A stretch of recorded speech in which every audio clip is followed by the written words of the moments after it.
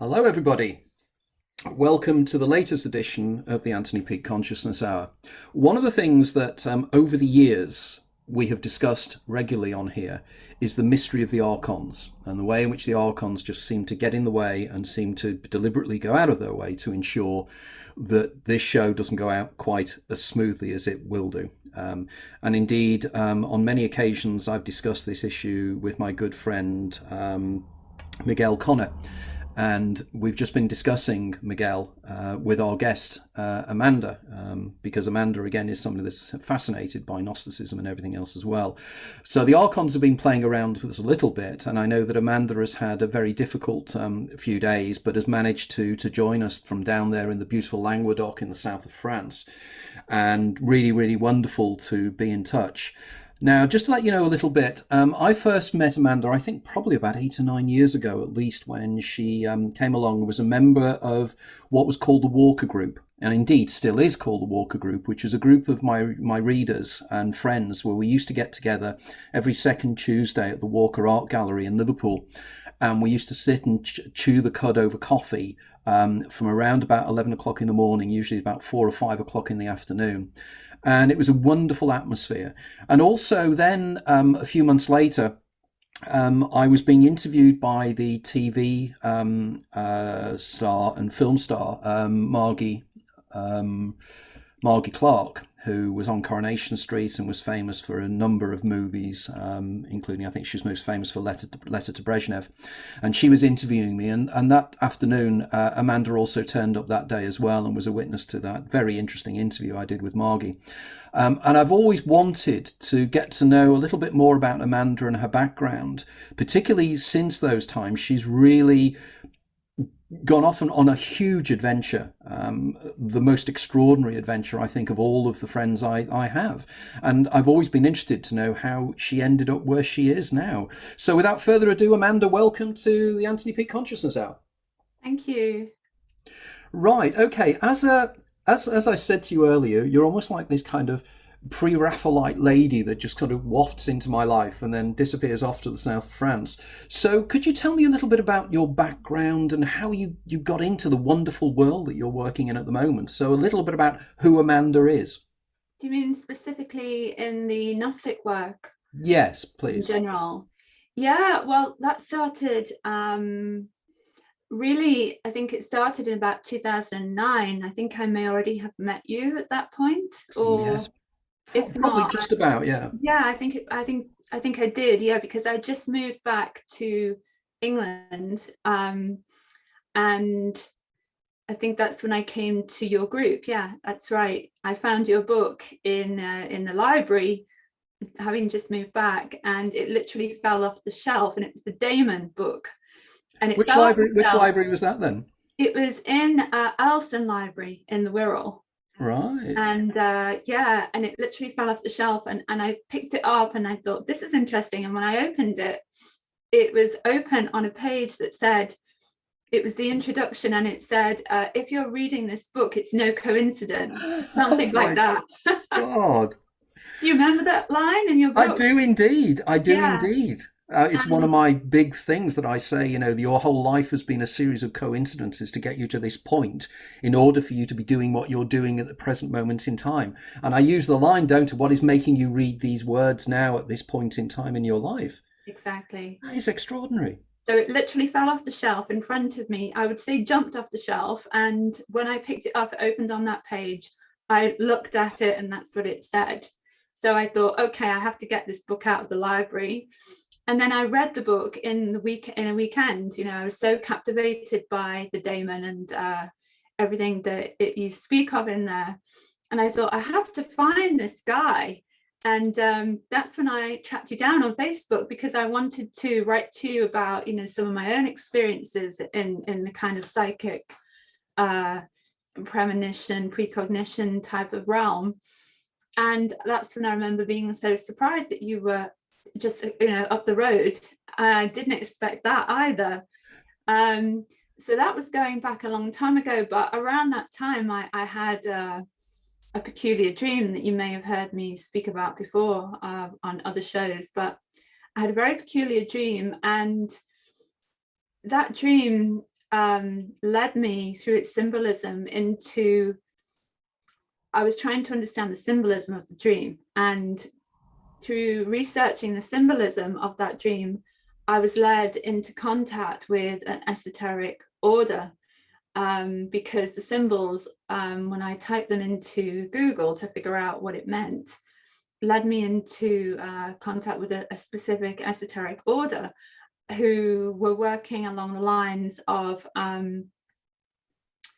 can I describe it? Ancient, you could say, pre-Christian traditions, in alignment with what was continued on within the royal houses. So you could say royal witchcraft, that's how they described it.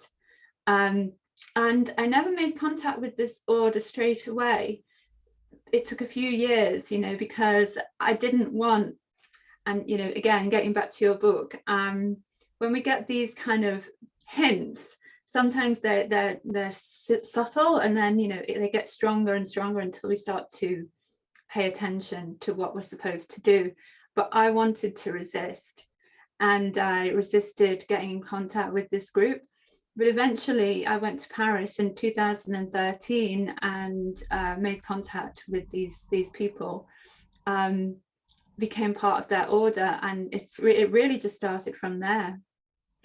Interesting. You mentioned that you'd had previous, before we'd met and before you'd come across the book The Daemon, you'd had a series of extraordinary experiences that had led you towards esoterica. Could you describe some of those, for precognitions, these kind of things? Oh yeah, I think I told you that I dreamed about the tsunami, Fukushima. A number of the people in your group dreamed about that while it was actually happening, and I dreamed about that while it was happening. But that's been a common theme in my life since I was about 6.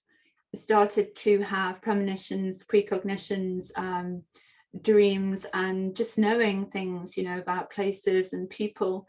The first incident that I can remember, I was at a castle in Wales with my mum, and we were walking down the turreted spiral staircase of the turret, and I saw blood all over the stairs and all over the walls, and I just started screaming and saying to my mum, look, there's blood, there's blood, there's blood. And I ran out, and I knew that someone had been killed there. It's like it's happening. It was like it was actually happening in real life, or it had just happened. So I experienced a lot of these time slips, of going, like, time is compressed in a certain location where people like me can see what has happened there before, as if it's still happening. It's like it's caught on a loop. And that was the first experience that I had like that. And my mum originally thought it was my imagination, and she was just saying, oh, it's just your imagination. But then when we went out to the tour guide saw what happened, and she said, oh no, it's true. And she started to tell us the story about who'd been murdered there. It was about 700 years before. Good Lord. So that shows that even at an early age, you were tuning into an information field, or whatever we want to call it, that's just there, that certain sensitives can pick up. Yeah, and it made life very difficult because, nobody else that I knew at that time, of course, I was just a child, but even as I grew older, I knew nobody else that could do this. It was a bit difficult to integrate those abilities. The clairvoyant abilities go back in my family 5 generations, with my mom, my grandmother, great grandmother. It goes back a long way, and now with the younger generation of the family too. But it had never been fully developed. It seemed like it was my I don't want to say duty, but it was my job to be the one who was going to accept this and develop it further. Let's explore this more. I'm always interested in the antecedents of these kind of abilities, skills, whatever we'd like to call them. Yeah. What you said it went back many generations within your family. Yeah.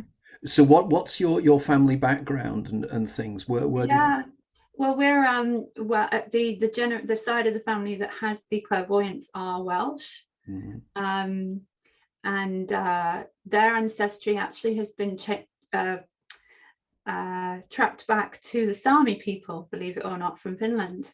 Really? Yeah, when we looked into it and we looked into the DNA, yeah, on my mom's side, that Welsh ancestry goes back to the Sami people, but it also goes back to Central Asia. So, and interestingly enough, the order that I joined in Paris was talking about this group of shamans that came out of Central Asia that then spread out and became part of the Celtic nations, Ireland, Scotland, Wales, and took this specific, what you could call magical bloodline from Central Asia, which the way they describe it is it's like a kind of inherited shamanic bloodline, which then became, throughout history, became part of the ideology of the divine right to rule. So in the past, it was the shaman of the tribe who was the king or the queen, not the greatest warrior, because they needed to know what was coming. And I remember speaking with you about this at the time of the tsunami. Actually, we talked about how the boat people, the indigenous people of the area, got out because they knew what was coming. Yes. And so these abilities were prized in ancient times because we could see what was coming for the tribe and get them out before it happened. And it took me a long time to understand this, and meeting this group, you know, they helped me to understand this too. And they showed me the historical records and research about all of these things. Because this is intriguing, isn't it? We know that the antecedents of the Celtic peoples were very much were now the Slavic lands in Eastern Europe, and they moved across. But it's an intriguing to weave into this the linkage with the Sami as well, because the shamanic tradition within the Sami is really profoundly powerful, isn't it? You know, it's because of where they are, and it's Lapland, and it's the extreme north where you have extremes of light and darkness as well. And I remember writing a paper many years ago on the shamanic traditions in Northern Europe, and particularly because the Sami, of course, linguistically, you know, their language is very different to everybody else's language. It's vaguely linked to Hungarian, which again has this antecedents back into the steppes of Central Asia. And I'd never really thought about it before, because I've always been intrigued as to why it is that, you know, I'm a full-blooded Celt myself. You know, literally, I have no other blood other than Celtic blood. I'm Irish, Welsh, Scottish. And it's always intrigued me as to why it is there's this concentration of this somethingness. And I always find, particularly, I find it particularly in North Wales. North Wales really has this kind of magical feeling to it, which I can't describe. I guess because it's our back garden almost. It's where we used to go as kids all the time. But that is fascinating. So tell me now a little bit more about this esoteric group that you got involved. How did you find them? And how did that then develop? Well, I found them through the dream, and the dream led me to a website. I read the contents of the website, and so the dream led you to the website. Can you explain a little bit more about that? How you were drawn to that then? How did that manifest in the dream? So in the dream, I think I've mentioned this before, I was kneeling in a church and I had two chalices, one in each hand. And on the ground was a rectangle outlined in bronze with a line running through the middle of it. I now know this place to be in Saint Sulpice in Paris, but when I had the dream, I'd never seen the Da Vinci Code, I'd never read the book, I knew nothing about this church, nothing. And I had to pour the contents of the chalices into this rectangle on the line through the center. And there was a man's voice said, "You must pour the contents into the arcanum." So I did. And then he told me, "Now run and hide." So that was the end of the dream. But when I woke up... Did you know what arcanum meant at that time? No. Interesting. Okay. Even though I've had these abilities, I wanted to have a normal life. You know, I was a music journalist. I did lots of other things. I was involved in theatre and the arts and stuff. I didn't want to become an esotericist. I didn't want to become a clairvoyant, you know, professionally. I wanted to try and have some kind of normal life. But it's not meant to be.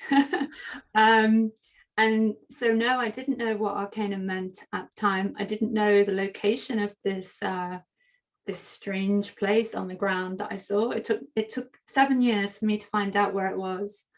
And so I Googled, the symbolism, and through doing that, I found this group.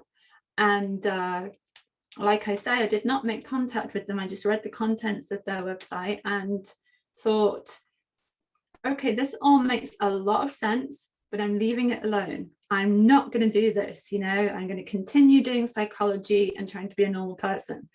And it took about 3 years for me to have another dream. And in this dream, I received the words radiant, coherent light. And so I thought, okay, this is another, and this radiant light appeared in the dream. So this was a voice you heard. A voice said these words to you. Okay. Yeah. It was just the light came, and then this voice told me these words, and then I woke up because it was so intense. And when I looked it up the next day, I came upon the work of Iona Miller, who I think I've mentioned to you before. And she'd written a paper about radiant coherent light in quantum physics, and she'd made a video called Homo Lumen, talking about how we are made of crystalline light. And there is I think she's Chinese or Japanese biophysicist whose name escapes me right now, but she has written a lot about how human beings are living crystals. And that I know you've worked with the with light, with the machine that you Lucia. And so this really this meeting with Iona was extraordinary, because I read her paper, watched her video, and then thought, I have to contact this woman. So I contacted her, and immediately she said, I told her that I'd found her through a dream, and immediately she said, have you ever found anyone else through a dream? And I said, yes, one person, some years ago. And it was the man who was the leader of this group. And she said, oh, well, not only do I know him, I made that website. And in the meantime, he passed away. So I never made contact with him directly while he was alive, but he did make contact with me after he had passed away, after I'd connected with Iona and with the other members of this group. Iona has passed away now, unfortunately, too. She passed a few months ago, but it was extraordinary. And so she said, the first thing she said was that, have you ever found anyone else through a dream? And then when I told her, I mean, come on, you love coincidences and synchronicities and these connections. What are the chances of having one dream that leads me to this man, and then having another dream that leads me to the very woman who built his website? I mean, the odds of that are beyond the law of large numbers that would probably embarrass even Richard Wiseman, because that is just so extraordinary. And I just started my transpersonal psychology master's degree at that time. And Iona, it turned out, was one of the very first people to be working in transpersonal psychology in America, and in San Francisco and in California. So she was really, on the cutting edge of neuroscience and quantum physics and consciousness research. She was potentiated by the CIA as a psychic too, when she was a teenager. So she had an extraordinary background, and through the stream she became my mentor, really. And she taught me a lot and was kind of a spiritual mother to me. And she told me immediately, well, if you found me through a dream, you must be part of the bloodline then. And I said, what bloodline? Pretending that I didn't know what she was talking about. And she said, of course you know what I'm talking about. And then she started telling me clairvoyantly things about my own genealogy that she couldn't have known. And she said, you've got to start looking more seriously into your genealogy now. And so, because the whole idea, like I said, is that these abilities are passed on through the DNA. And through our DNA, we can access the consciousness of our ancestors, and you know, we can relive some of their experiences, and they can also guide us and help us now in our current life. And I think this is important right now because of all the crises that we are facing as human beings. And so in particular, the idea that there is a kind of shamanic consciousness that we can tap into through our DNA that will enable us to access the survival abilities of our ancestors, you know. Yeah. That's a very interesting point. Yeah, those that survived various, you know, ice ages and pandemics and different things. And so that was part of it. The other part of it was the fact that these bloodlines became part of different royal families throughout history. And they were knocked off their throne by, you know, more violent groups. And when you look through history, this can actually be seen, historically speaking. So yeah, there's a lot to be said about this connection with Iona. And it was through her that I really started to connect in with the groups in France, because she suggested to me look more deeply into genealogy. I did. And through doing that, I connected with others in France who shared similar DNA, similar genealogy to myself. And they were the ones who then said, okay, we want you to join our esoteric group. Which I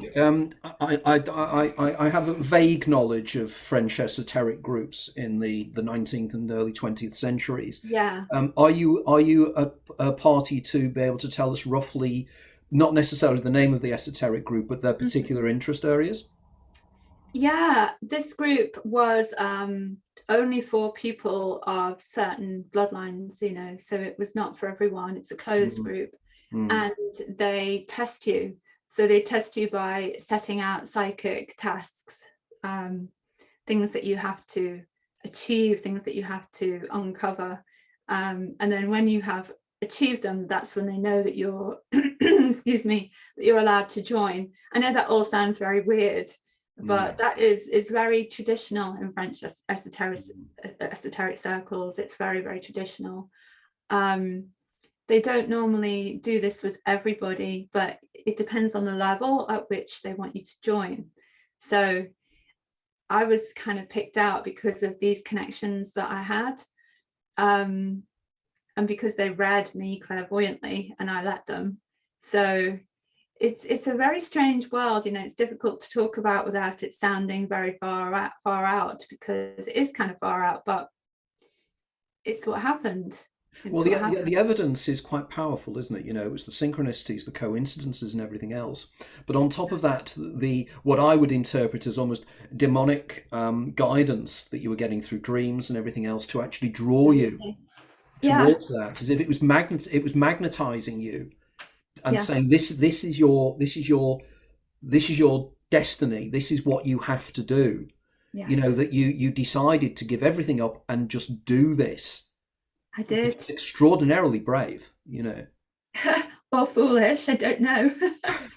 But clearly, you know, because funnily enough, one of the things that I was intrigued when you were mentioning esoteric groups, because do you remember when Margie was interviewing me? I don't know if you recall, but Margie pointed out that her son was the great grandson of MacGregor Mathers. That's right. Of the Order of the Golden Dawn. Yeah. And that again fascinated me as to the esoteric links that were linking there, because one of the other groups that approached me a few years ago were the Servants of the Light. Oh yeah, the Unfortunes group. The Unfortunes group. Now, what is fascinating here is there's again another Wirral link here, because the lady that is the grand dame, the main person in that organization, is an amazing lady called Dolores Ashcroft Nowicki. Oh yeah. And you obviously know Dolores lives down in Jersey, but Dolores was during the Second World War lived in Heswall and spent most of her formative years on Wirral, and has stated to me on many occasions that she believes that her whole esoteric belief system was imbued in the countryside of West Wirral, because that's where she came across the work of Dion Fortune. We know Dion Fortune was North Wellian, came from Rhesus.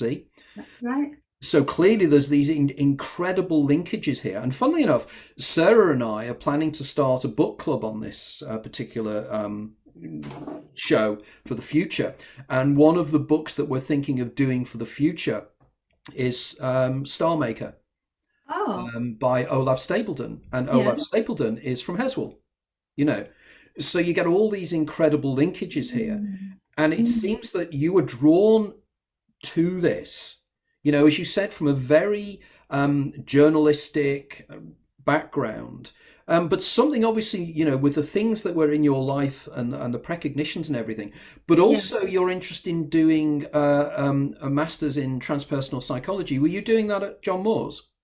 No, I was doing that with Middlesex University, but it was online. It's an online course. Wow. Okay. Yeah, very so good. That gives you the academic background to all this that allows you to analyze it in greater depth. So you end up in Paris, you discover this esoteric group who are very exclusive, and they're almost as if they're waiting for you to come to be part of it. It seemed that way, yeah. So then what happened? This is almost like a kind of a novel. What then happened? I know. Well, I stayed for a year. When I had my initiation, I have to admit, I did not expect anything. I had no expectations. I almost wondered if it was going to be some kind of New Age reenactment type of group. I didn't have any expectations at all, but when I had my initiation, it was so powerful that I knew that I had come into contact with something real. And the lady who was the matriarch of the order really, you know, took it upon herself to help me and to include me. And her family kept this order alive for 2,000 years, and so she can trace her history and her genealogy back a very, very long way. And their family believed that they were part of, you know, this kind of sacred bloodline that was connected to Jesus and Mary Magdalene and connected to the stories of the Holy Grail and so on. There was certainly a lot of Judaic connections in her genealogy and royal connections too.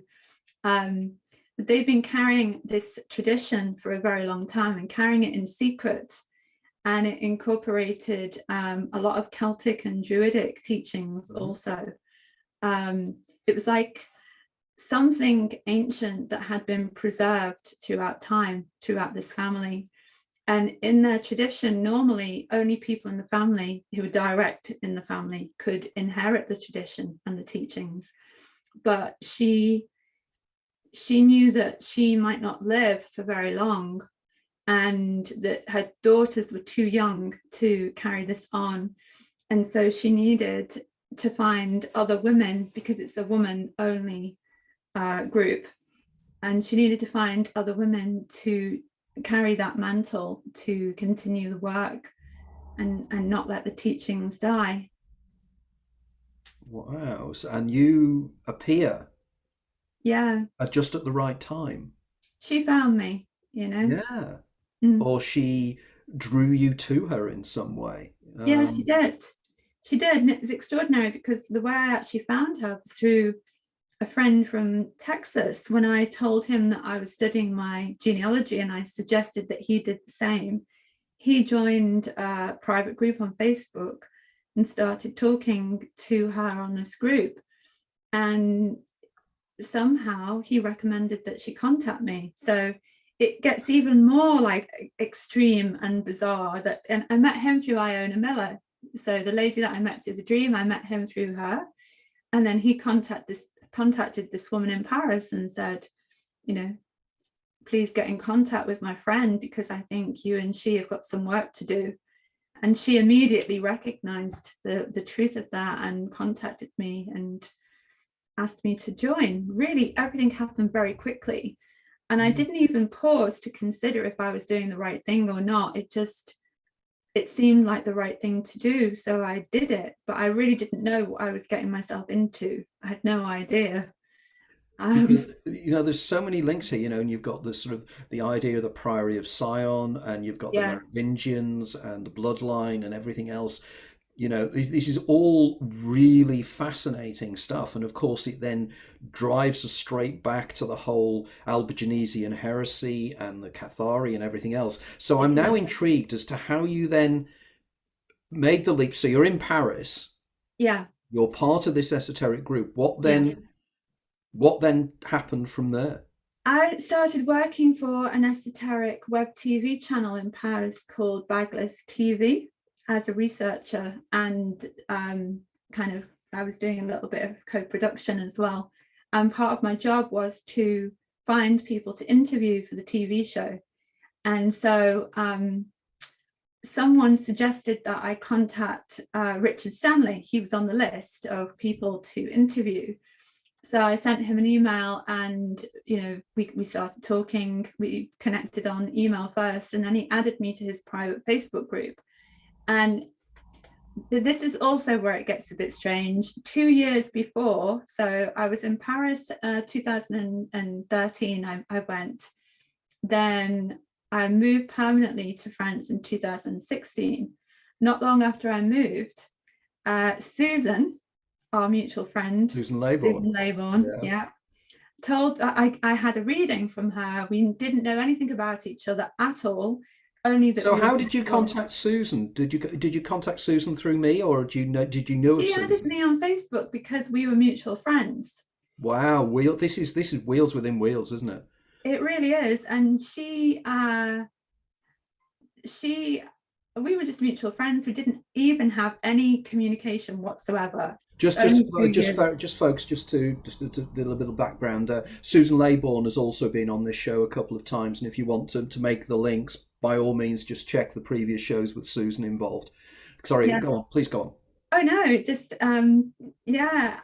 I always thought she looked interesting. I liked her photo. She looked really cool, and I never. I don't know, something just didn't inspire me to reach out to her for a reading straight away. But then something did, and the reading that I had was bizarre. I mean, again, you couldn't make this up.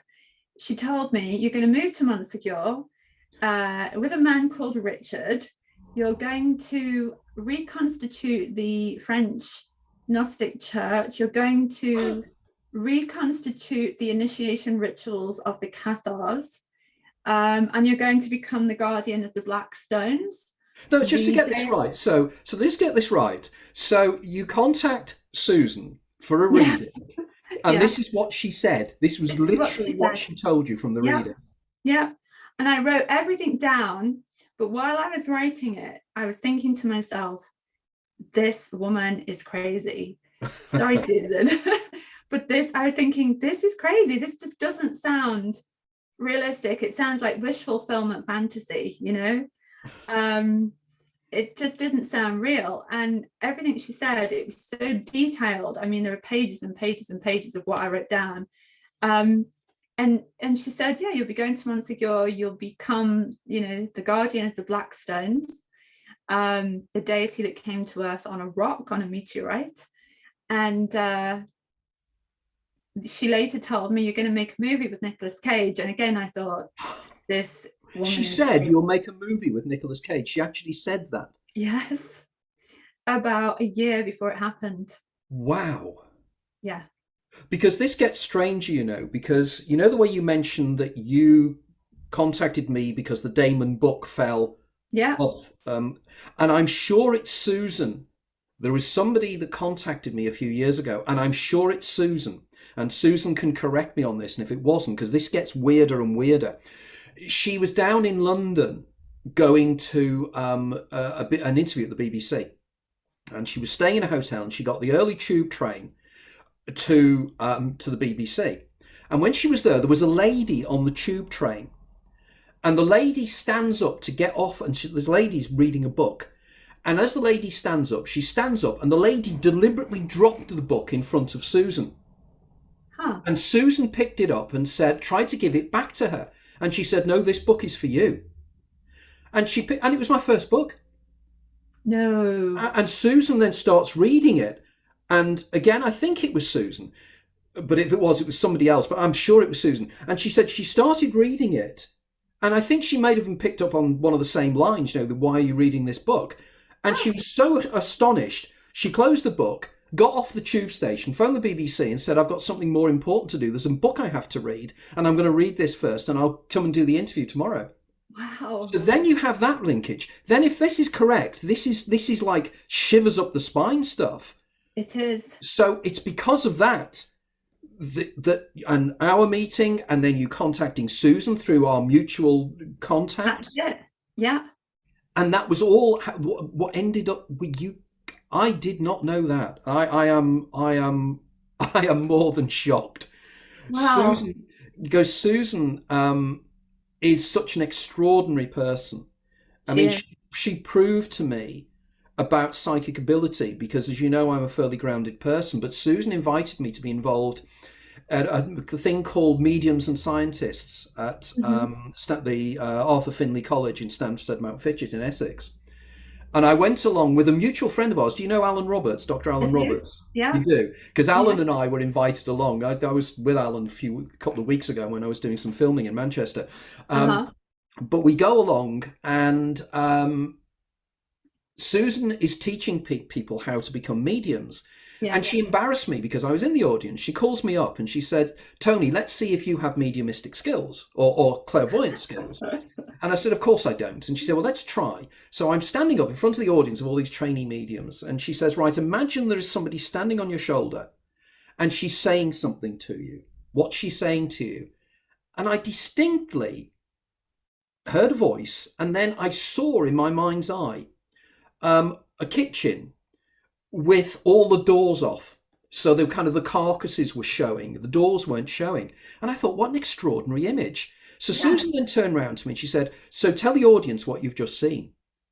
And I said, I've seen two things, because initially before that, I saw a young girl and an older woman arguing in the kitchen. Then I saw the background of the kitchen. And I announced this to the audience. And some woman stands up and she goes, I don't believe this. She said, the reason I'm a school teacher, and yesterday or the day before, I had one of my students in and I was explaining to her that she shouldn't be doing things the way she's doing it.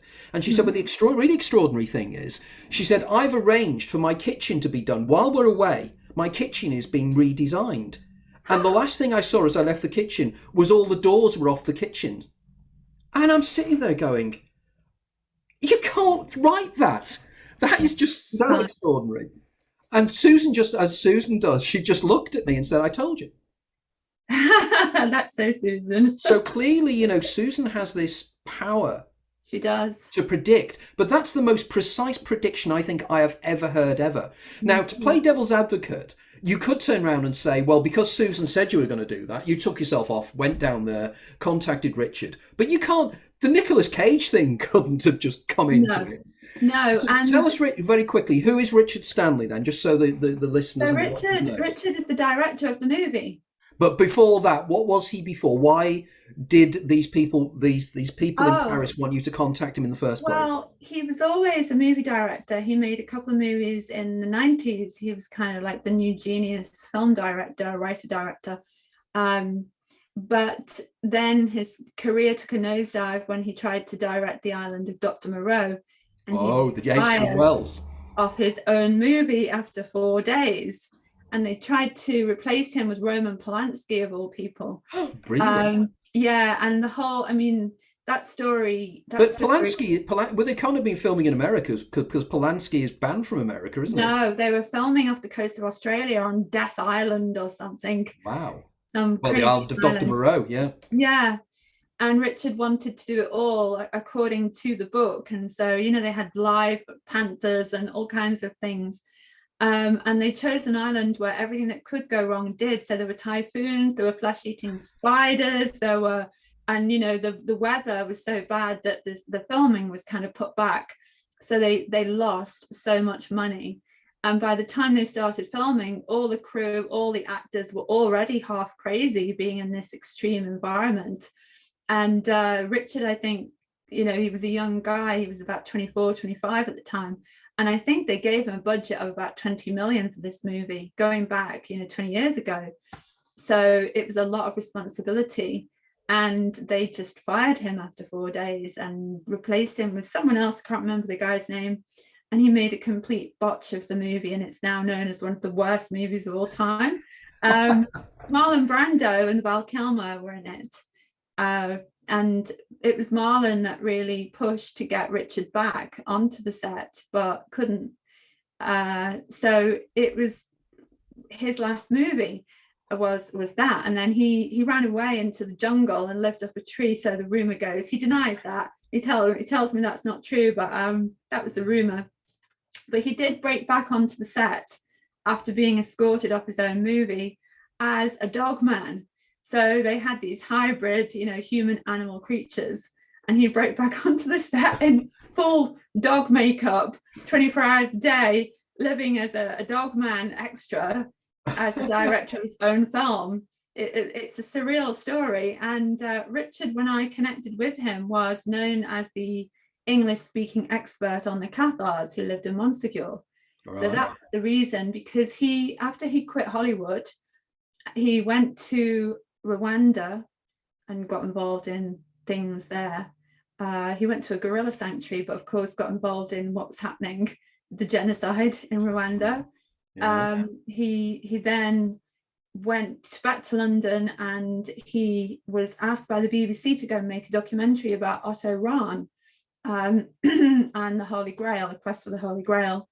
So he went to Montségur in the 90s and had a very powerful experience with his ex-partner on the top of the mountain, and realized there was something there, something supernatural. Richard wrote for Fortean Times as well. You know, he was a skeptic, interested, but a skeptic, a bit like yourselves, you know, sometimes. And he found when he was in Montségur that he had experienced something that he couldn't understand. But even then, it took him about another 10, 15 years to really have the formative experience that made him stay. And that was, he went with a previous girlfriend who came over from America. It was a full moon and they climbed the mountain, and the pair of them saw a woman emerge from the tower room in the castle who looked so human, they could hear the crunch of her feet on the ground. And they could see that her skin was shining, it was luminous, and they thought that she had some kind of UV paint on, and she was wearing medieval style clothes, leather kind of, you know, medieval clothes, and she had a knife. And they say that, you know, she looked at them with this mixture of disdain and interest, and then she just walked through the castle wall. And they both saw this at the same time. And for Richard, that was a defining moment in his belief systems shattering.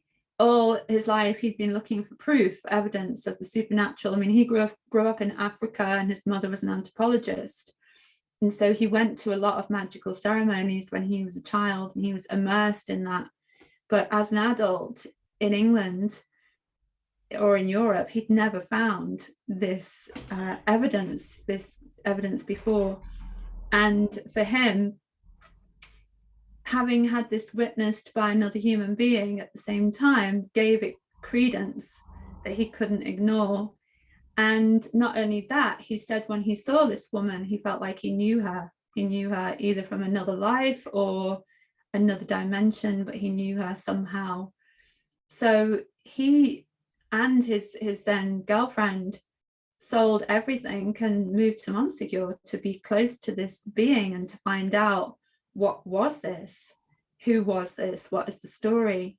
And they spent about 8 years immersed in this place. And so I'll get back to this in a minute, but what they discovered and what Richard passed on to me and what I felt when I first went there is the story of Montségur goes back way, way, way beyond the Cathars, the Cathars chose Montségur because of a pre-existing divinity that is there. And I think that she was known in the indigenous times when we had the people living in the caves, the Magdalene period, because the most ancient sculpture of a goddess known in the whole world, maybe not in Africa, but certainly in Europe, is of a woman's head about so big, and she's called the Venus of Brassompui, and she was found in the region near Montségur. And is that the one with the head with the kind of crisscross pattern? Yeah, that's right. Wow. Yeah. That's where that was found. Extraordinary. Yeah. Okay. Yeah. And she looks like the woman that manifests on Montségur. Whoa. Yeah. And she's made of a white ivory tusk. And so, yeah, there has been an awful lot happening in that region, things that we cannot make sense of through any kind of logic, science, or anything. Richard and I have talked a lot about this, getting back to how I actually went down to Montségur in the first place. When we connected, I was aware that I had this reading from Susan tucked away in my drawer that I had completely ignored for 2 years because it sounded completely out of this world, it didn't sound feasible. And I decided, when I realized, hang on a minute, this is a man called Richard and lives in Montségur, I have to get this reading out and read it again. So I read it and I typed it all out and sent it to him, just word for word, exactly as she'd said it to me, and said, okay, what do you think about this? And he was shocked because one of the things in Montségur is the black stones, and these are meteoric stones that are considered to be the lapis lazuli, which is mentioned in the stories of the Holy Grail. And when we consider that Montségur is considered to be a Grail mountain, it's considered to be the location of very many mystical relics and magical objects. That's the reason the Nazis were going there. It's the reason Otto Rahn went there in the first place. So was he the guy that was looking for the lance? Is it the Lance of Longinus? That's right. As well. Yeah. It's just so it's dangerous to just assume that people will know what we're talking about here. That's right. And when I are very aware. When you talk about the Holy Grail, can you just explain what you mean by that? No one knows. Okay. No one knows what that really so it's means. not necessarily the chalice that the blood was held, that was caught. It's the Sangreal, isn't it? It's something deeper than that in terms of its meaning and symbolism. Yeah, when I first moved to Montségur, I met Tim Wallace Murphy. I don't know if you know of him, but he's written a number of books, and one of his books is called Rex Deus, and he's yes, I do. It's Templar. And just before he died, we spent a lot of time together, and he has been part of many different esoteric groups and traveled all over the world, met many different people. And I asked him this question, and he said, the Holy Grail is many things to many people. I've always, in my first book, I stated that I thought that literally the Holy Grail was the knowledge given to the Parfait, which we'll talk about a little bit later. Yeah. And the Parfait were told when they became members of the Parfait about the duality of consciousness, the idea of the daemon and the eidolon. And I've long argued that this is what they fought on. Now, again, there's lots of linkages here. Somebody that, again, has been on this show is Tim Freke. Yeah. And Tim wrote the famous book, The Jesus Mysteries. And in the Jesus Mysteries, he has a lot of themes that are very similar to the stuff you're touching upon. So going back then, so you contact Richard, you sent him the message, he then shares this information. What then happened? You could make a film out of this. I know, Anthony, incredible. I know. Well, we fell in love. No! Oh, really? Yes. And I went. That is fantastic. Yeah. I went to Montségur to live with him, and it was an extraordinary experience. And the first time I went to Montségur, it was like I'd arrived at home. It was the place that I'd been looking for all of my life. As soon as I saw the mountain, I thought, this is it. This is where I belong. Tiny little village, 200 people, with this massive, pog in the background with the chateau on the top. Very impressive. And the energy is just extraordinary. It's like nowhere else in the world. And so I moved in and we got holed up for the winter because it was the middle of winter when I arrived. We were snowed in. And then started this initiation really of doing exactly as Susan had foreseen. He, over his years there, had become very involved in the history and in the teachings that had been passed down through the oral tradition, and also through people like Otto Rahn, like Antonin Gadal, like many of the Neo-Cathar teachers, Theodore Rocher, René Nelly. Richard had been deeply immersed, even though he doesn't speak very much French, in their teachings. And it's almost like when you go there, if you're meant to be there, the land itself will open up and reveal its secrets to you. And I think Richard's chosen as a kind of guardian to disseminate this information and to pass it on. And he very much felt like I was also chosen for that role. And that's really what Susan said to me. That was also what she foresaw, that I needed to go there and to do this work, and to work with this man who, she didn't know who he was, to bring back this information for this time. And what I really felt, and Richard will say this today, is that we stand at the front of a very long line of individuals who have been trying to protect and preserve this information for over 700 years now. And each time we start to, or it starts to flourish again, something happens to try to cut it off at the root. It's, you could say, the archons, we call it Rex Mundi, the king of the world. Yes. Yeah. And it's like the king of the world does not want humanity to flourish in their consciousness, does not want us to escape. Now, when I speak of escape, I don't mean escape the body, like a lot of Gnostic texts, I mean escape the limitations of our consciousness, which teach us to believe that this is all that there is, and all we must do is survive and reproduce and eat and gather and protect ourselves. That is how I see materialism. I see it as a form of limitation of consciousness, not as the physical reality being evil, because I don't believe that's what the Cathars thought. And having lived in Montségur and having absorbed the energy and the information of that mountain, and having been there where 300 at least died, and having made contact with their spirits, and having made contact with the spirits of the Neo-Cathars too, I can say that with my hand on my heart, that I don't believe that's what they really thought.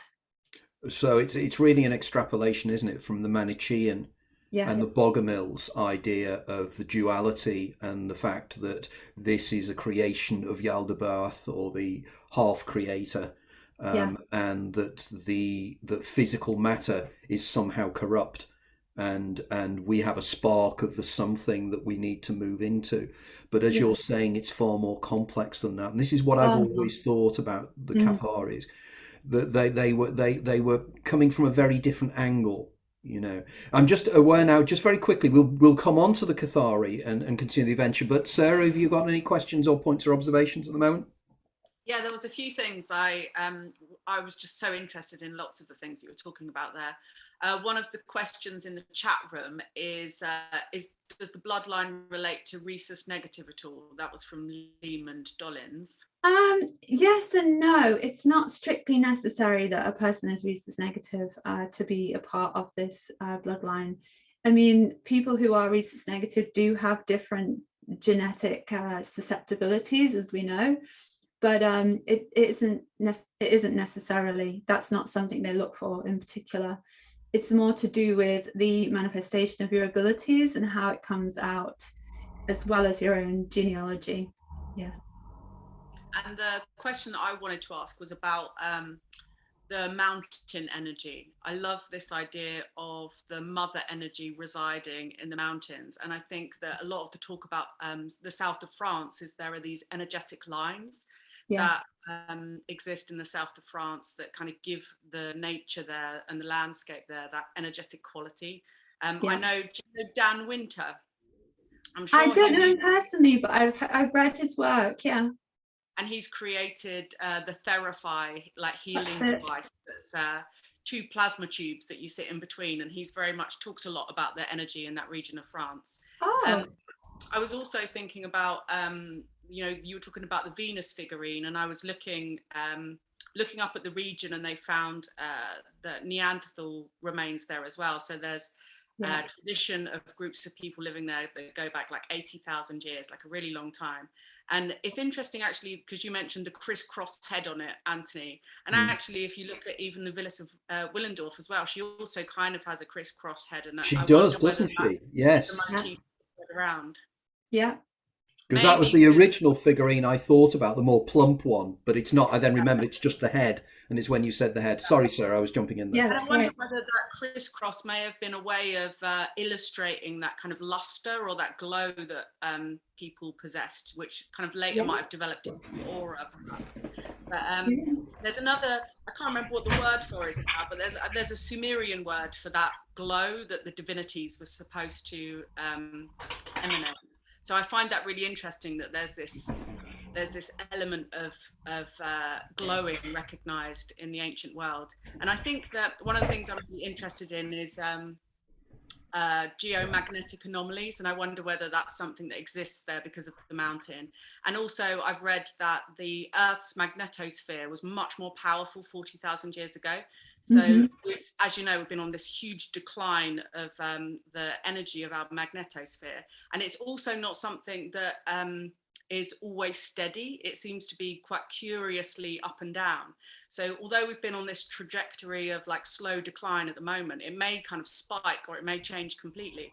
So I find that quite interesting. And I wonder whether you know, we know that we have magnetoreception abilities in our eyeballs because we have cryptochromes, these ancient proteins, ancient flavoproteins in our eyeballs that can detect magnetic forces.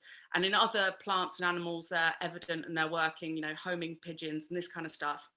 But I suspect that maybe 40,000 years ago, human beings were actually able to see these powers for themselves. And so they would have been much more drawn to those centers where those powers were much more evident.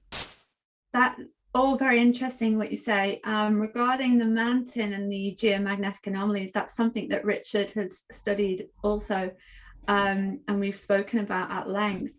And it has been said that that area is very rich in different kinds of crystal inside the rocks, different types of minerals, but also we have a lot of hot springs underneath the ground there. So there's geothermal currents, and apparently it creates this kind of movement. Some scientists came out, now they didn't study Montségur, but they studied Rennes-les-Bains, which is nearby, and it's set inside a kind of bowl, and they came to study the effect of consciousness on the people that live in that particular valley because of the amount of crystalline structures in the rock and how they move because of the geothermal currents. And they did discover that it does affect human mental, you know, cognition and so on. So that is one thing that I did learn when I was there. Yeah, I know geomagnetic storms have been for affecting things like heart attacks. More heart attacks occur. And psychotic breaks amongst people that are susceptible to them during like strong geomagnetic activity. Yeah, Montségur itself is very high up. I mean, I think it's about 1,500 feet. So, you know, above sea level, and then the mountain, the Pog itself is even higher. So the village, living there, you do feel like, you know, you are in the world of the gods. You can imagine, and the weather and the things that I've seen in Montségur, I've seen things that I have never seen anywhere else. I'll give you an example. Like the Pog was emitting ultraviolet red jagged light, and I walked all around the mountain. I remember calling Susan actually at the time, and I said, Susan, I'm at the Pog, and seeing all this light. Is this for real or what? And she said, walk all the way around, and if it continues, it's not a trick of the light. And I walked all the way around and it continued. Wow. I've seen the mountain absorb lightning, and I've seen the mountain emit lightning as well. I've also seen, Richard has also seen green laser beams coming out of the mountain. This is extraordinary, isn't it? Because one of the things that I've written about in the past is the piezoelectric ability of the pineal gland, and the way in which there's something within the pineal gland itself, which are crystals called pineal sand. Now, effectively, if these crystals can be affected by the kind of atmosphere that you find down there, there's a double whammy, isn't it? Because we've got the whole idea of running water. Yeah. And we know that running water seems to create negative ions, which then the brain seems to react towards that. And I'm very much reminded here of how the dots are being joined, because there is a researcher friend of mine called István Bokan, who's a Hungarian guy, and he's really working on the piezoelectric abilities and biophotons and the way in which the human body emits photons and light. So here we again, we're moving back here, aren't we, to the real Gnostic belief systems, that what is matter, as many of the Manichaeans said, it's bottled light. It's... And Iona's work was about biophotons too. Whoa. And the same with this Chinese lady whose name escapes me, Mei Wan Hing, I think her name might have been. Her work was also about biophotons and about when she said humans were liquid crystals, she was talking about liquid crystals being the receivers of light and the emitters of light. Do you know, I sometimes feel that this group, and Sarah and I discuss this regularly, we together are doing something absolutely extraordinary here. Yeah. We are creating an egregore of ideas that nobody else on the planet are doing. And I really genuinely believe that this show and the things that you're talking about now, this show so far has been absolutely enthralling. I mean, absolutely. Just as I expected it would be, but much greater. I mean, the information you're now sharing with us is just beyond all expectations. So can we roll back now? So you've gone down, you and Richard have fallen in love, which I think is so nice. And, again, the kind of the spirit being drawn together to create this. And you go down. So how did then things develop? How did you end up then with the whole H.P. Lovecraft stuff? How did that all? Well, that was bizarre. And I just want to add that one of the reasons that I connected with Richard so deeply in the first place is because he had that experience on Montségur with the White Lady, as we call her. And she is a luminous being. And I had an experience with my own White Lady, also in France, but 2 years before I met him. I was in a place called Wirral in the Auvergne region. I was on pilgrimage and I went to pray for 200 people at this Black Madonna site, very ancient. And that night I was in bed and I woke up to a gigantic white light at the end of the bed, huge. And it took the shape of a woman's figure with a cloak. And it was just made of light, and it's so luminous, and it was a light that I had never seen with my human eyes. Something different, extraordinary. And I was awake. I was very clearly awake. I pinched myself to be sure I was awake, and I could feel the adrenaline going around my body. It's terrifying. And then she spoke and she said, you came here to see the Black Madonna, but this is what I really look like. And then she said, so you called me, what do you want? And I couldn't even formulate a thought, let alone respond to what her question was.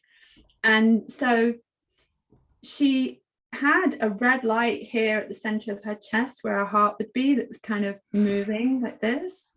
And the rest of her was just light. And she had a very high crystalline voice. And she said, she then extended a filament of light from her center to the center of my body. And this sounds really like an alien or something. I don't know what it was. And she then scanned up and down my body for about 2 hours. And I couldn't move. It wasn't like I was like a sleep paralysis or anything like that. It wasn't that I was paralyzed, it was just the engagement was so intense. And then at the end of this period, she said, what you want is the truth, and the truth you shall have. And then she said, and if you want to know the truth about your boyfriend, look on his phone.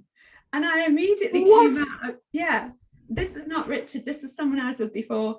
And and he was asleep in the next room.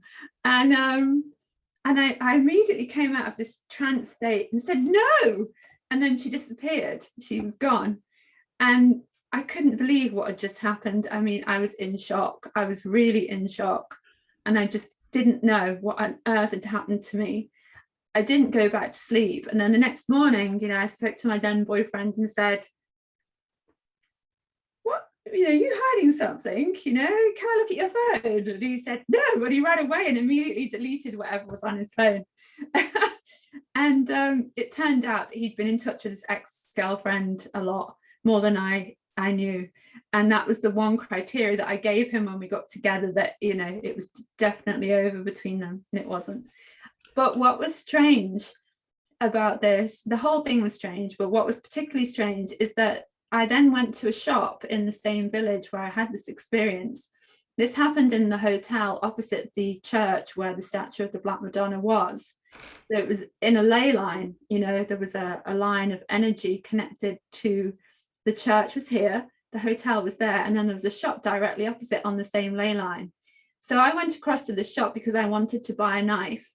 And as we went in, my then boyfriend had come back, and we'd kind of forgotten what had happened.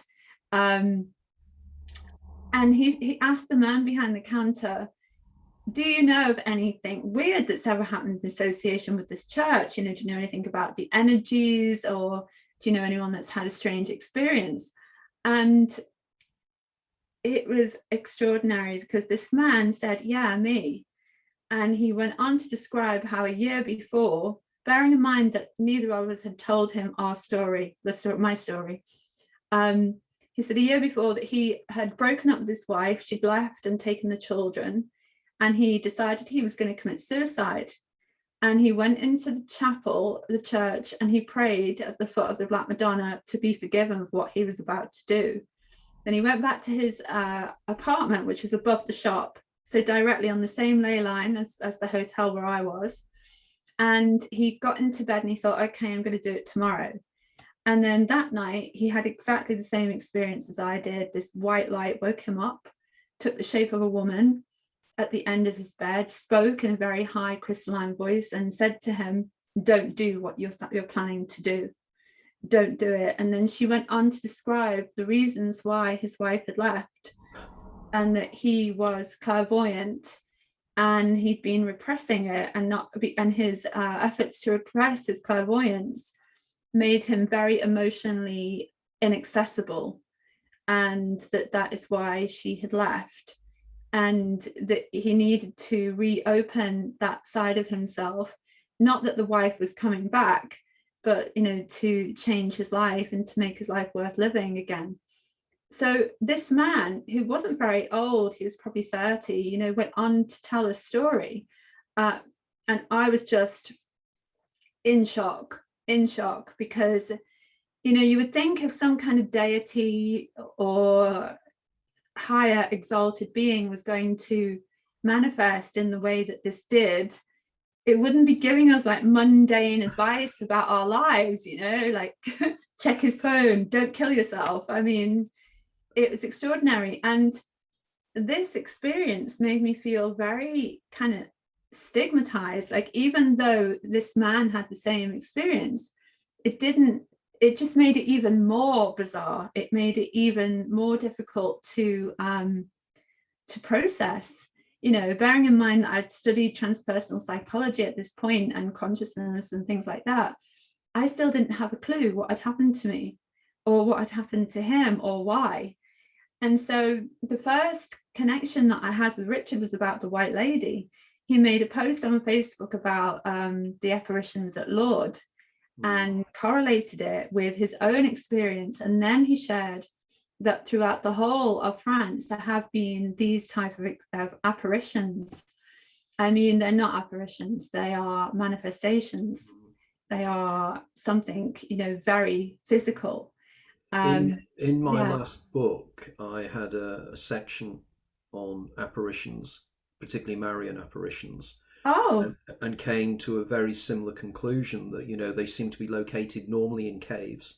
yes. And it seems to be there's a tradition that goes way back into history. You know, That's even right. the cave at that Bernadette saw in terms of the White Lady there, but Yeah. also the Fatima and the Yeah. cave at Fatima. But there are various other these are archetypal beings. They are Oh, elementals. They are spirits of location that manifest in some way.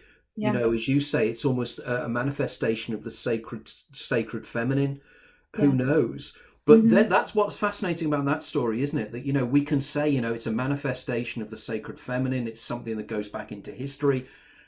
But it knew that you had a message. Your boyfriend had a message on his phone. I You know, know. it's from the esoterically high to the utterly modern, Yeah. isn't it? I wonder though whether there's an element there of it entangling with your own consciousness and your own higher self and communicating with what you already kind of intuit and Good just point. showing things up maybe. That's That's the point. That was the point I was going to make. I think here that what is happening is that whatever these elemental spirits are, whatever they are, they're a manifestation of us. The term I use is egregorials. And we manifest that they use a plasma in some format. I'm talking at the moment with Professor Bob Davis, who's an hmm, astrophysicist, about how plasma can manifest and how plasma can manifest as entities. But what is interesting. more interesting here is that it's almost if the demonic consciousness of the daemon melds with these other elementals to project itself out of ourselves, to project a message to us that we wouldn't ordinarily listen to if it was Yeah. like a voice in the head, like Julian Jaynes would argue. It's more Yeah. sophisticated than that. And is it an element of the creative, greater consciousness of humanity in some Yeah. way? Well, also the being that manifests in Montségur is very physical. She's touched people. She's touched me. Yeah. So Uh, other people have seen it. Wasn't just Richard. no. Other people have seen it throughout the centuries. Yes. Yes. And there is a writer called Maurice Marg who's written about the White Lady.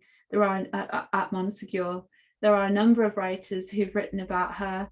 And the man in Orseval, when I spoke to him, he presumed that what he had seen was the Virgin because he was raised Catholic. So even though he no longer believed, when he was about to kill himself, he then believed he'd seen the Virgin. So many people who go to Montségur and encounter the White Lady believe that they've seen the Virgin. And what I've discovered about the White Lady is, you know, we have White Lady legends in many different places, you know, and she's usually considered to be a ghost of some Yeah. lovelorn woman who's thrown herself off a tower or something. It's not that at all. And it's not even elemental. It's something that has, well, I will speak about Montségur. Whatever is there is something so powerful and so ancient and so human in a way, and yet completely not human. It's so much more than what I experienced in Orseval, because I have encountered the White Lady in Montségur now also Oh, on right. occasions. Yeah. And that has had witnesses. The most recent time I was with a student from my Gnostic mystery school and I took him to Montségur. We went at night under the full moon and we were sitting in the forest and it was completely black. And suddenly we heard a rustle behind us and I literally mentioned the name Esclamande de Foi. Now, getting back to this concept of luminosity, Esclamande, the name of the high priestess of the Cathars, means the light of the world. And that was the name given to many, many, many different women. So at the time of the Albigensian Crusade, there were 3 different Esclamandes, 2 of whom were sisters. So they had the same name. And so the Esclamande was actually a title, a bit like the Magdalene was a title. So it's just a little thing. But to come back to it, this concept of a luminosity within the people that was brought out, the White Lady herself has this luminosity, and I can't explain it except to say that it is like a combination of a human person who is almost like a vehicle for an avatar of some kind. You know, that it seems like the White Lady is something different. She is almost, I don't know, it's hard to say, but I think whatever she is, she's there in Montségur because of the nature of the place, and that enables her to manifest physically in the way that she does, in a very solid way. When I was there with my student, he said, oh no, it's probably a pig, you know, a wild pig. And I said, we don't get wild pigs up here, it's too high. And I mentioned the name Escalante again, and we heard the rustle again. And then the third time I mentioned the name, and she came up and she put her hand in the center of my back, and I flew off the bench. Like it was just extraordinary. And he witnessed this. And then we heard a person on horseback riding from one side to the other and disappearing. Wow. Yeah. This makes me think of the Gnostic concept of chrism, and how that light of a divine entity could be passed onto a human being. So Absolutely. is that something you feel when you see her? Yeah, absolutely. Absolutely. Yeah. I mean, you know, we're getting ahead of ourselves, but the one of the reasons that I think the Cathars never recanted and preferred to die, those that were on Montségur, is because they knew this being. And just before the burning happened, about 30 independent men who were soldiers, or, you know, men of war who were trying to help protect the Cathars, all converted to Catharism before everyone was burned, and they went to the stake with all of the others, and they could have escaped. And so they could have, you know, just walked away. And we've talked a lot about why these people decided to convert at this time when they knew they were going to die, that it meant death.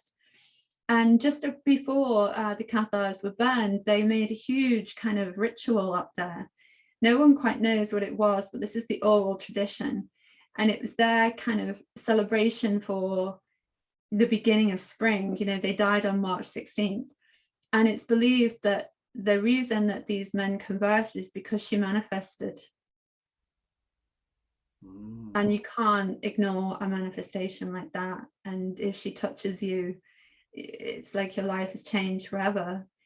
And I think seeing something like that, recognizing that there is something way beyond our human consciousness that we can't explain, I think that's enough to convert anybody. Totally.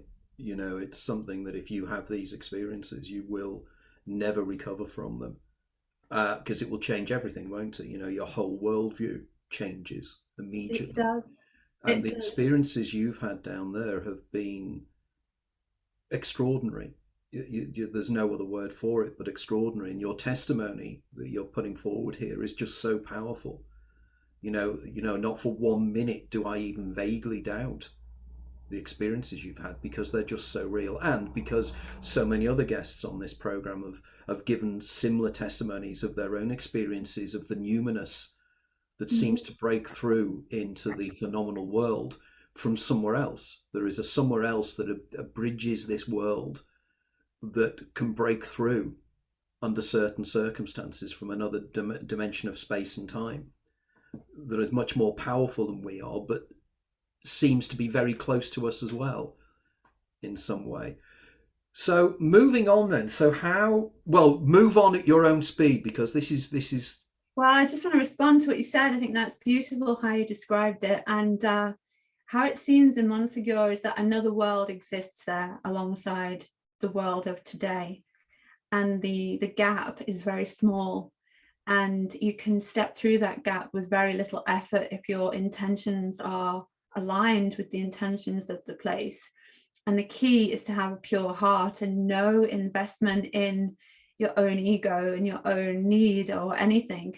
That's what I've learned through being in Montségur. It's not about any kind of aggrandizement at all. It's about stripping yourself of all of those things and being prepared to enter into that unknown. And the way Richard describes it is he actually made a documentary called The Other World, which is about his experiences with his ex when they met the White Lady and other people in the region. And it literally is that an other world exists alongside our own, or within our own, when we are in Montségur, and other sacred places, of course. And so how you described that, I think, was perfect. And one of the things we've been doing is really trying to find the key to be able to enter into that other world, and to stabilize the connection, to stabilize the ability to walk through the portal. And we're not there yet, we're still working that out, but it will happen, I'm sure, because that's the other thing, she shows herself for a reason. It's not just a random thing, and most often it happens during the full moon, but it's happened at other times too, but the energy is definitely more intense at the time of the full moon. Yeah. So that film, The Other World, does go into this experience of this kind of realm in that part, in this part of Occitania. It's a very strange part of the world, and literally anything can happen. Literally magical, Yeah, suppose, isn't it? Yeah, that's right. Right. So then, how did things then develop from there? So you're down in Loccatan. You're down in that area. You and Richard have met each other, which is, I still think, is a wonderful story. And how did things then go from there? What then developed from there? Yeah, well, it was a very strong winter, and I learned a lot about the weather systems there and about how they affect consciousness. Then we were having a lot of guests coming, because people come all the time to Montségur looking for something. So, and they always knock on Richard's door because he's the man that knows and can take them up the mountain and show them everything. So we have a lot of guests coming all the time, wanting information, wanting to go up the mountain and so on. So there was never a dull moment. And I remember when I first moved there, Richard said to me, make the most of this time that we're snowed in for, because it won't last. We won't be left alone for very long. And I couldn't understand. I thought, we're in a mountain, like 200 people, what could possibly happen? But sure enough, before too long, hordes and hordes and hordes of people coming to the door all the time, wanting to go up the mountain, wanting to talk to us, different people from all over the world.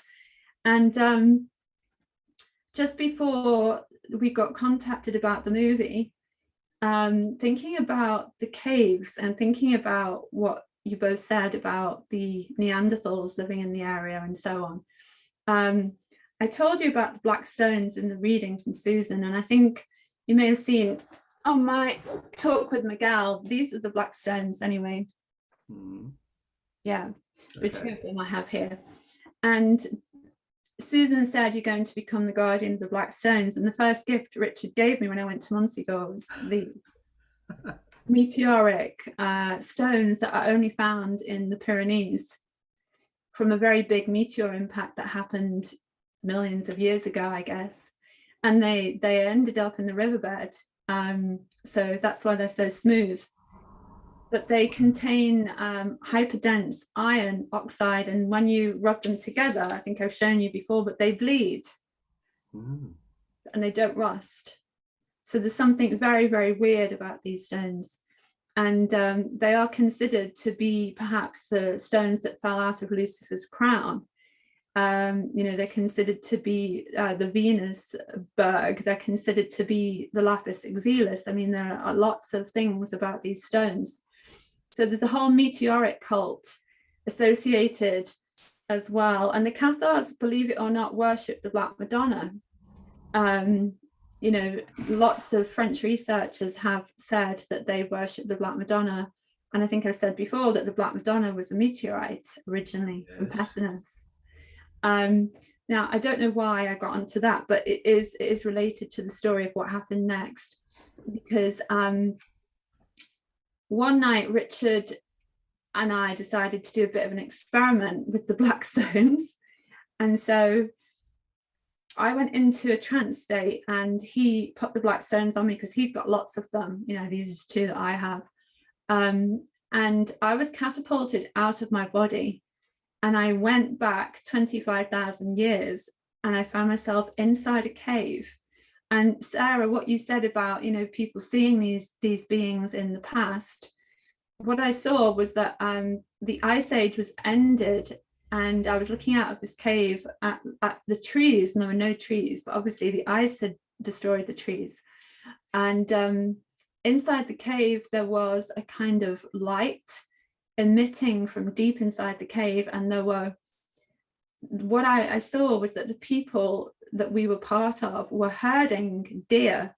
So we were not hunting them at all, we were actually herding them, and that the deer lived alongside the tribe, and that they also had a white bear. And I later discovered that there were white bears in the Pyrenees that then became extinct.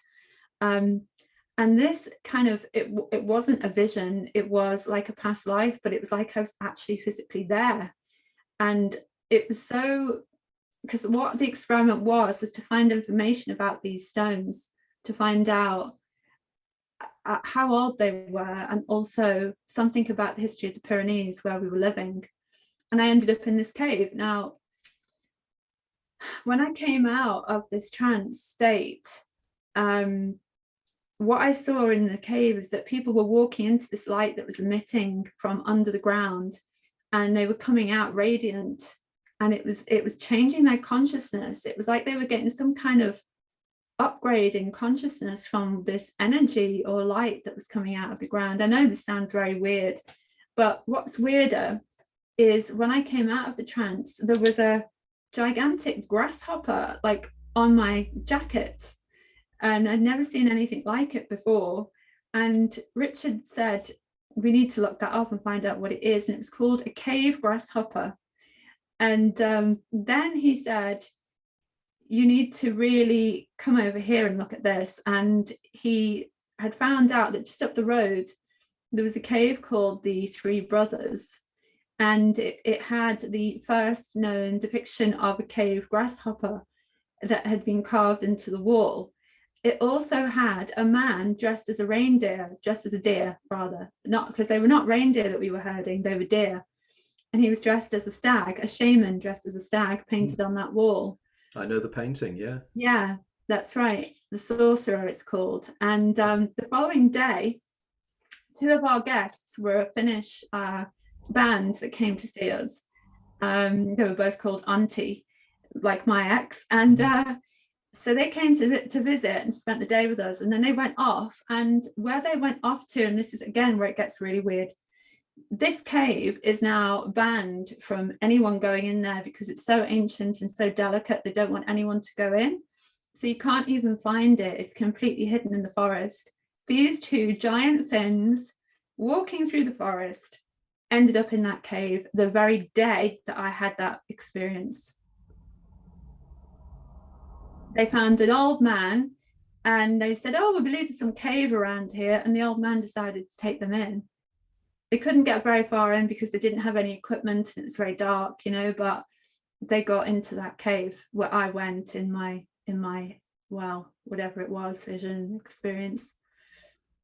That's almost an element of precognition as well, isn't it? You know, it's almost like a J.W. Dunn dream, whereby you sort of, it's as if you were perceiving something immediately in your future as well, you know, and the cave then, the thing about the cave then backseeded your experience of the cave, if I'm making any sense on that.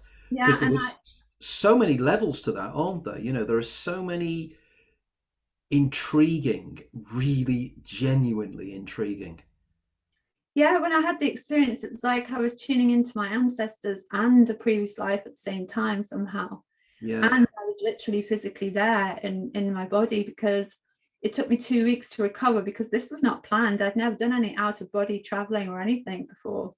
I didn't know how to get back into my body completely. And then I found out that the people that lived there were known as the Magdalenians, and it was the Magdalenian period, also known as the deer, the time of the deer. So what I saw was something real and historical. And then I later found out recently when I was doing my DNA that my mum's DNA also connects to the people that were living in those caves at that time. Wow. So DNA, classic DNA memory, you know, and Yeah. well, you know, whatever it was, again, really life-changing. Those kind of things are life-changing, aren't they? You know, Yeah. And I believe that was the combination of using these stones, and, you know, being obviously clairvoyant, and Richard being the way that he is, but also being in Montségur, the location, all those things together. And it was a full moon. So all of those things together made this happen, but it wasn't planned. It's just an experiment to see what would happen. And it took a lot to recover from that too. I mean, the two fins ending up in that cave, like literally the same day. Yeah. Just bizarre. And so that was an example of some of the things that happened when we were in Montségur together, not long after I moved there. So there was always someone coming, and there was always some kind of experience. And then it was around that time that I had a reading with Susan, and she said, "You're going to make a movie with Nicolas Cage." And I thought, oh, here she goes again. This sounds crazy. And then we got a telephone call that the script had been around for about 8 years, and Spectrovision had just made a movie with Nicolas called Mandy, and they got hold of the script, and they had a Malaysian company who were funding their projects. And Nicolas read the script, but what he really liked was the lookbook, you know, the design aspect, because it had a pink praying mantis in the design aspect to show the color and to show the idea of kind of warped and mutated creatures. And Nick, being Nick, he just saw that like pink praying mantis and said, "I want to do a movie with a pink praying mantis in it." And we didn't actually have a pink praying mantis in the script, so Richard had to write one in for him. And that is literally how it happened. He just liked the pink praying mantis and thought, okay, I'll read the script. And then he really liked the script. And so Spectrovision, who's owned by Elijah Wood, you know, Frodo. Oh, yes. Yeah, he contacted us and, you know, said, "Do you want to make this movie?" So that was surreal. That was completely surreal. It was Halloween, and this guy from Hollywood with like blonde hair, tan, big teeth, you know, like perfect looking guy, like turned up in Montségur on Halloween to ask us to rework the script. And we thought, what are we going to do with him? We have to do something that he'll remember for the rest of his life. So we took him to the Halloween festival in the local town hall.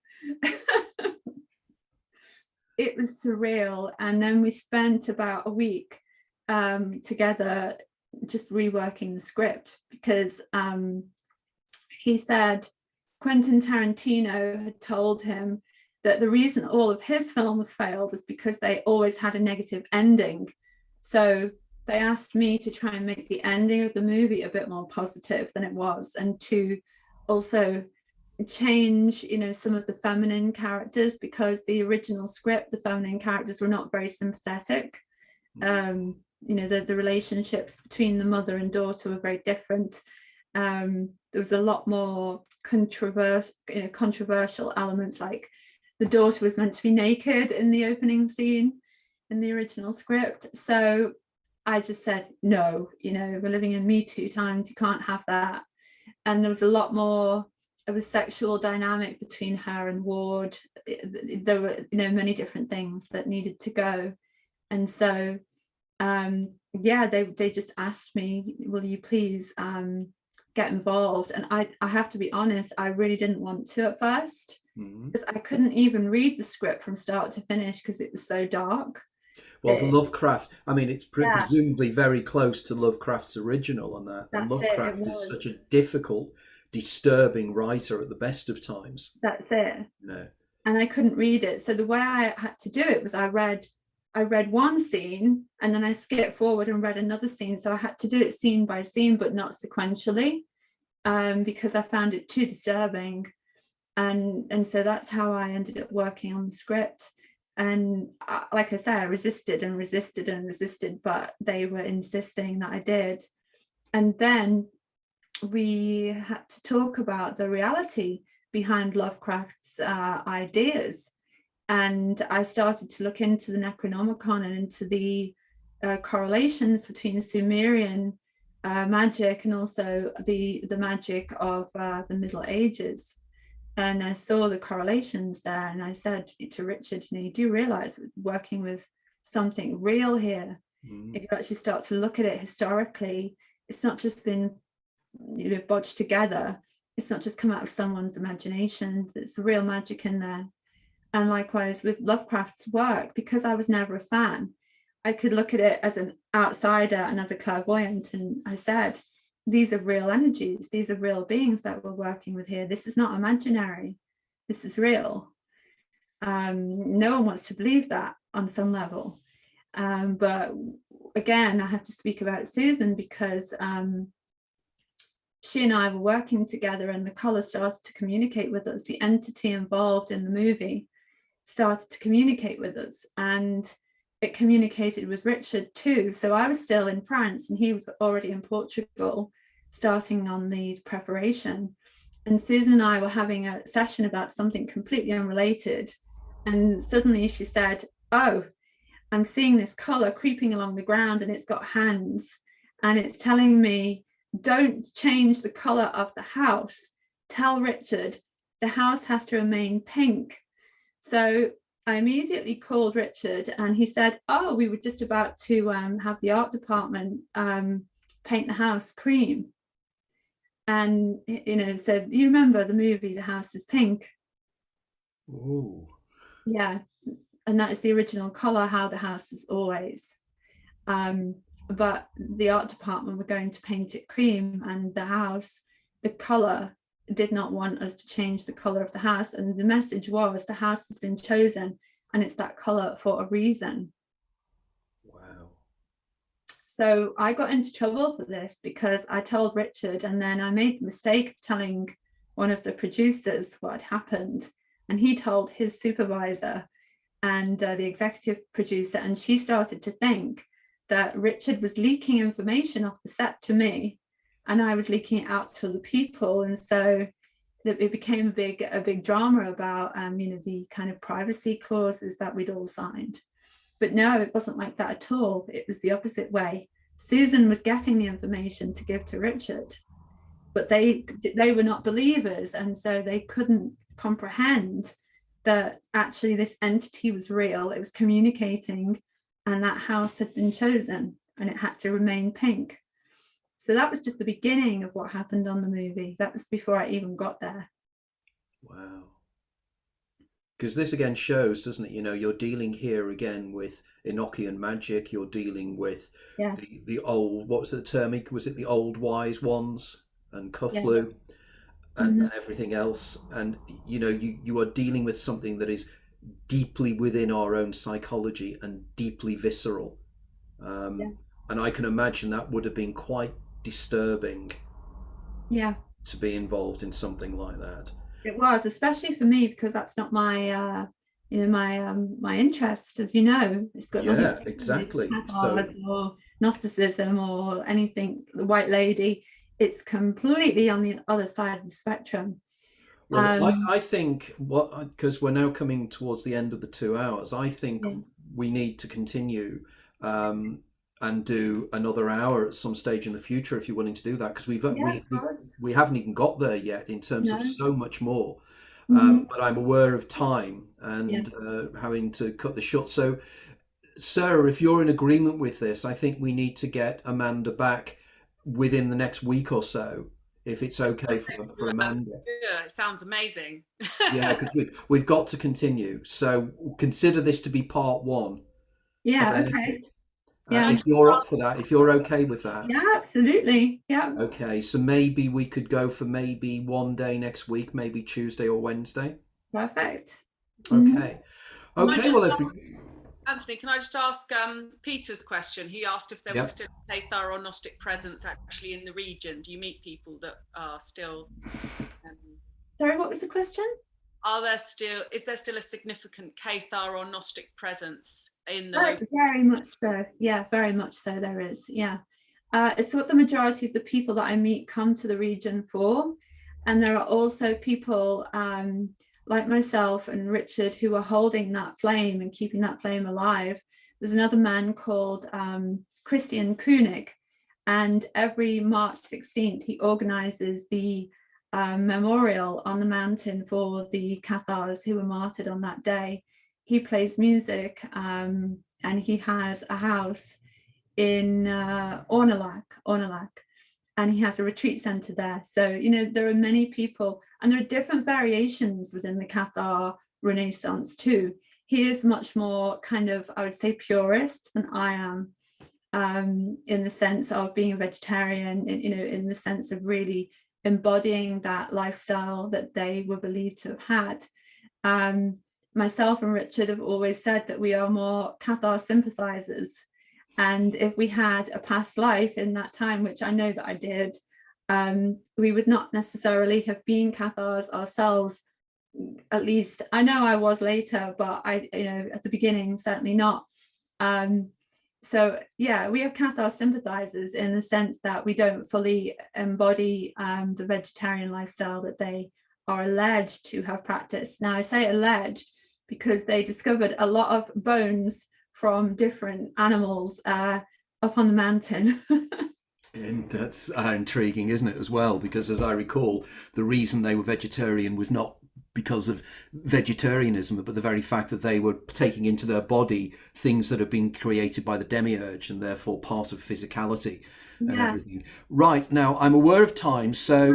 add one thing there just to end. There is another Gnostic belief, which is one that I subscribe to, which is the idea that actually we elevate the being that we eat.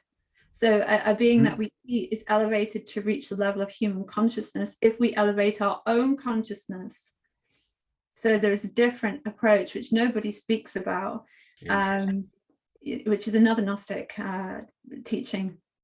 These are the things we can pursue next week. So thanks everybody for listening in. This has been, again, just these shows are getting more and more extraordinary as they go on. Just absolutely extraordinary. Amanda, I've been looking forward to this talk for so long, and it has been 10 times greater than I'd even in my wildest dreams hoped it would be. It's been absolutely wonderful talking to you, and I mean that quite genuinely.